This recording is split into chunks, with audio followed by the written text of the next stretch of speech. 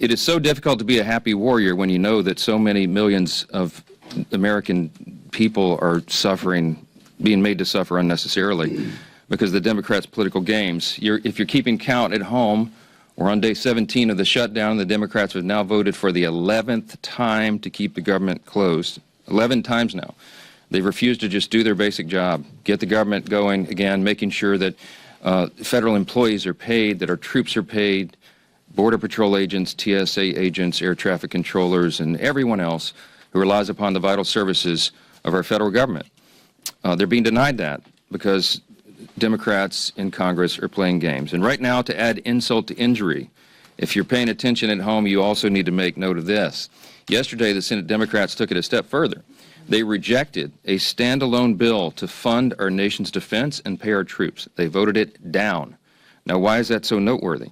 Well, the bill was passed out of committee in the Senate with broad bipartisan support. And yet, the Democrats still engaged in a stunt on the floor, and they rejected it. So now they are on record specifically and exclusively to block the paychecks of the troops, to block the funding of our national defense in a very dangerous moment in world history. It is absurd to us. Leader Thune said this on the floor, on the Senate floor after that vote. He said, quote, "That one vote demonstrates just how fundamentally disinterested Democrats are in supporting our troops and providing for our common defense." Yes, that is exactly what we saw, and I suspect that if they were here today and it was on the floor, they'd do it once again. Now, tomorrow, the Democrat leaders are going to join for a big party out on the National Mall. They're going to descend on our Capitol for their much-anticipated so-called No Kings rally. We refer to it by its more accurate description, the Hate America rally, okay? And I'm not sure how anybody can refute that. If you think about what's going to happen here tomorrow, you're going to bring together the Marxists, the socialists, the Antifa advocates, the anarchists, and the pro-Hamas wing of the far-left Democrat Party. That is the modern Democratic Party. That's where they've gone. And the Hate America rally is the common theme among all those groups. Listen to the language they use themselves. Many of them don't like living in America. They hate capitalism. They hate our free enterprise system. They hate our principles. They hate the ideas that we come in to work every day to fight for, to preserve, in the greatest nation in the history of the world. They hate the idea of individual freedom and limited government. They hate the idea of the rule of law.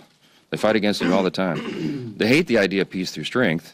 They lobby against it all the time. Individual freedom, limited government, the rule of law, peace through strength, fiscal responsibility, free markets, human dignity, the things that lead to human flourishing, the things that made us the greatest nation in the history of the world. They're opposed to law enforcement. They're opposed to military, and their votes show it over and over. That's the collection of voices that you'll hear tomorrow that the Democrats will go out and raise their hands with and cheer with. And some of these people are so blinded by their hatred of President Donald Trump that they can't find one reason to celebrate America or all that we've accomplished and continue to accomplish under this new administration. Now, obviously, every American has every right to exercise their First Amendment freedoms. I'm personally a big advocate of that. I spent the first 20 years of my legal career in the federal courts before I came to Congress defending the right to free speech. They have the right to do it. Republicans, by the way, are the party that fights to maximize your liberty. And we believe, just as our founders did, that every American has been endowed by God himself with unalienable rights, and that includes the rights to life and liberty and the pursuit of happiness. But tomorrow, this rally is not about freedom. It's about the opposite. For many of our Democrat colleagues, tomorrow is about creating really a spectacle. That's what they've been doing here every day, the shutdown, with their little TikTok videos and their publicity stunts, and they're going to do it in a much larger venue tomorrow.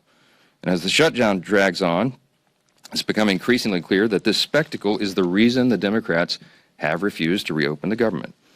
Just read a sample of the materials that this organizing group has circulated far and wide about the event tomorrow. They distributed talking points cheering on the shutdown. I mean, they're urging this on. They love this. They're cheering on Chuck Schumer's decision to close the government, and their lead organizer said this. This is his words, not mine. Quote, "He hasn't surrendered yet. I call that progress." Maybe that's what led Chuck Schumer to say that every day of the shutdown gets better for us. That's what he said. Since then, Democrats have had their 7th, 8th, 9th, 10th, 11th opportunities to reopen the government, and they have obeyed the mob. They have listened to that. On Wednesday, this is pretty ominous. I don't know if anybody's reported on this, but you should. The lead organizer of tomorrow's event issued an open threat to Democrats in Washington. And this is what he said, quote, "The cavalry is coming in on October 18th, and they're either going to be celebrating you or they're going to be calling for new leadership in the Democrat Party." Now, I know who heard that. Chuck Schumer heard it. Hakeem Jeffries heard it. And their actions and their votes show that they are taking that as an order. Evidently, they've decided it's more important to show a fight to President Trump and appease this mob than to reopen the government and ensure the American people are taken care of. It's a binary choice right now. And to the surprise of literally no one, Chuck Schumer confirmed yesterday that he'll attend tomorrow's rally. Of course he will. He gave an impassioned speech on the Senate floor. He urged his colleagues to stand with him and fight against President Trump. The fight is absurd. Senator, you've been in office for 44 years. You've been in Congress longer than that, but you've been in Congress for 44 years, and everybody clearly understands what's going on. You're holding the entire country hostage to protect your own political career. I mean, no one can deny that. And what you're doing is absurd. You're demanding $1.5 trillion new spending instead of the clean, totally nonpartisan CR that you yourself voted for just 7 months ago. The whole charade is obvious.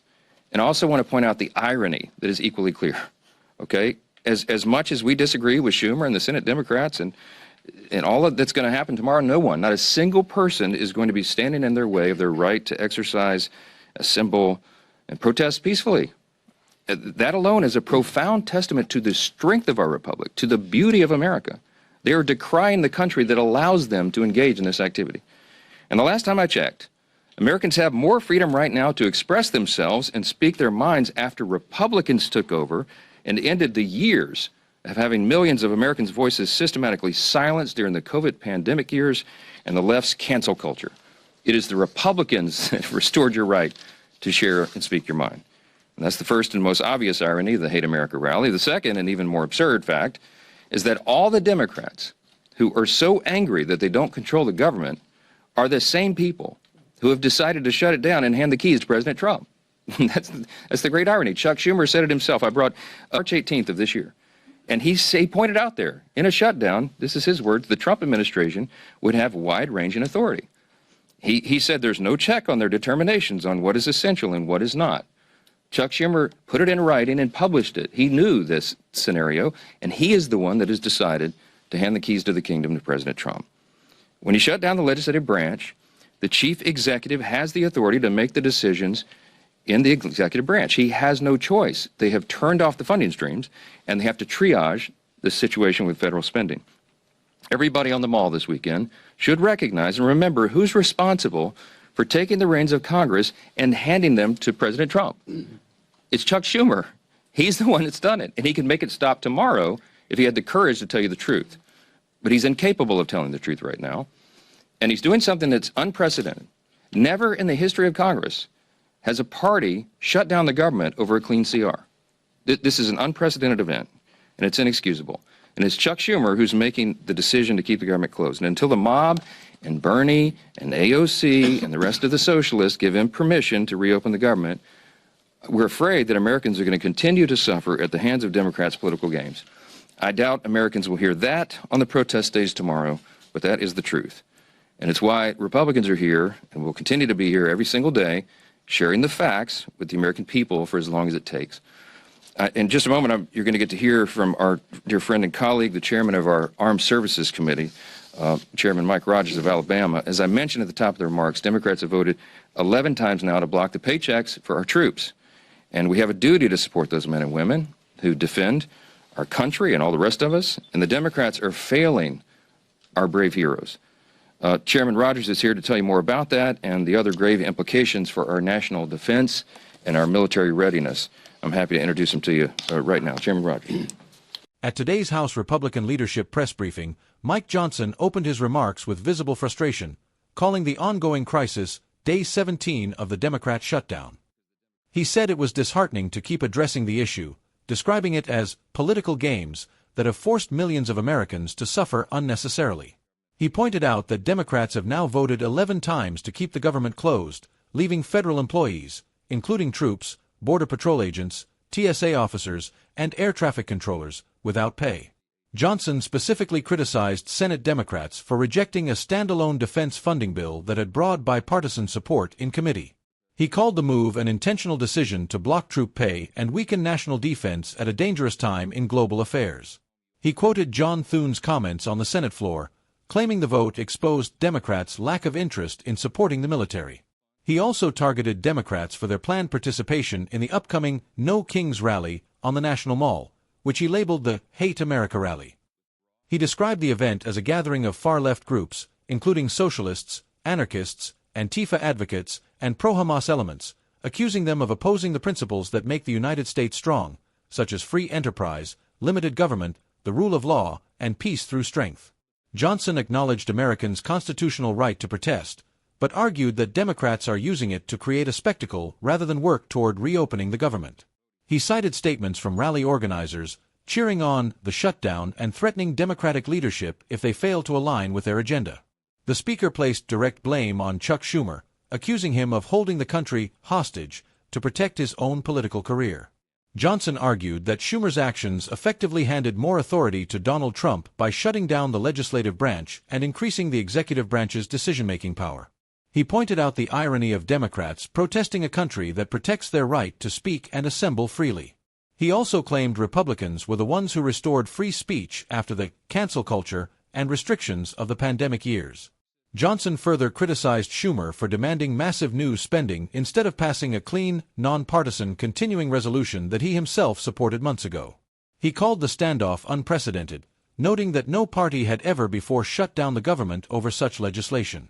He concluded by stressing the impact on national security, reminding the press that Democrats have repeatedly blocked troop pay, and introduced Mike Rogers to speak about the serious consequences for military readiness.